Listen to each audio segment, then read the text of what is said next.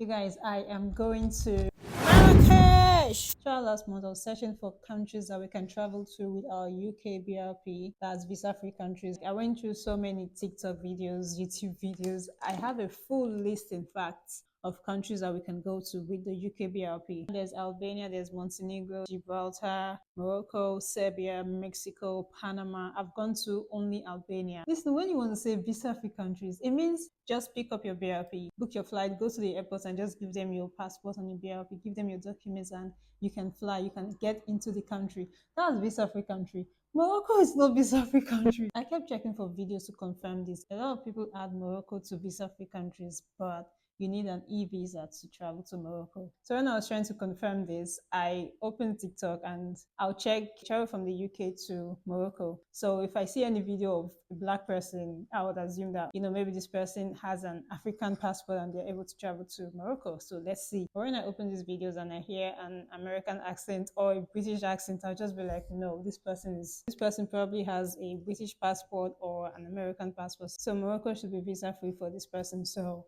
I just wanted to hear someone talk with a Nigerian accent. So I can assume that, all right, this person is Nigerian, this person has a Nigerian passport, and they're able to travel to Morocco. Yeah, I went through so many videos on TikTok to find a video from someone with a Nigerian passport.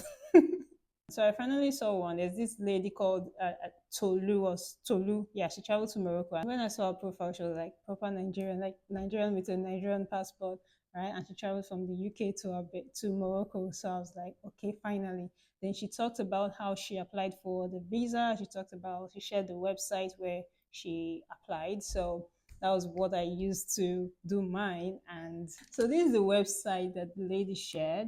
This is the website I used for my Morocco visa, e-visa application. The documents I used were my BRP, my international passport, and a passport photograph. Before applying for the visa, I already had my flight booking. I already booked my flight with British Airways before because I thought they were going to ask for the flight details and, hotel bookings for the visa, but no, I wasn't asked for my flight bookings or hotel bookings. They just asked for the date I was arriving and the date of my departure. Right, that was it. So this was the website I applied for my Morocco e-visa. But there's another website where you can get your e-visa. There are actually so many websites. If you should write Morocco e-visa on Google, you'll see so many websites. Like, it's confusing. So when I applied, they got back to me the next day. They sent me a mail to they were asking for extra documents, and that's because my BRP shows December 31st this year, 2024, as the date of expiry. And they wanted proof that I had more than 6 months duration here in the UK. Yeah, so they asked for extra documents. They asked for my share code to prove my immigration status. So I went back on the website and I put in my share code, and that was it. They could see on my immigration status that I still had like long duration in the UK. So my visa was approved, and yeah, they sent me the e-visa as a PDF file. I got it in my mail. I think it took 4 days, and that's because they needed the extra information. Normally it should take 1 to 3 days maximum. So yeah, I got my e-visa and I booked some activities using Get Your Guide. It's a website, it's also an app. So I have the app, I booked some activities. I'll be staying in Marrakech for 4 days, no, 4 nights, 5 days. That's the day I get there, 3 days in between, and then the day I'll be leaving. That's 5 days. And I've booked activities for every single day I'm going to be in Marrakech. The 3 full days that I'm going to spend. Yeah. I use Get Your Guide. So the first day I'll be going to Agafe Desert Tour. We'll be doing quad bike, dinner, fire show, camel ride. Gosh, I can't wait for the camel ride. That's the first time I'm going to see a camel or even climb one. Quad bike. I've done quad bike before in Benin City, Nigeria, and I fell off. I had an accident. So let's see how this one will go. Then the next day I have a waterfall hike and boat trip all day, and I've booked a shopping tour, Marrakech souk shopping tour, just to like go around the city and see the markets. Then I also have spa massage. This is the one I'm using to round up the whole thing. Spa massage and steam hammam. And they're going to pick me up from the Riyadh for the spa massage. They're coming to the Riyadh to pick me up. Yeah, I booked a Riyadh using booking.com. Many people that go to Marrakech, they usually suggest we book a Riyadh instead of hotel. So I booked a Riyadh just in the city center because when I travel, I like to just be around the city center, like where it's happening, where things are happening. So yeah, Riyadh. Um, yeah, for my flight, I'll be traveling from London Gatwick Airport to Marrakech. I use British Airways. The flight is a lot cheaper if you're using Wizz Air or one of those other. I don't know if Ryanair goes. I think so.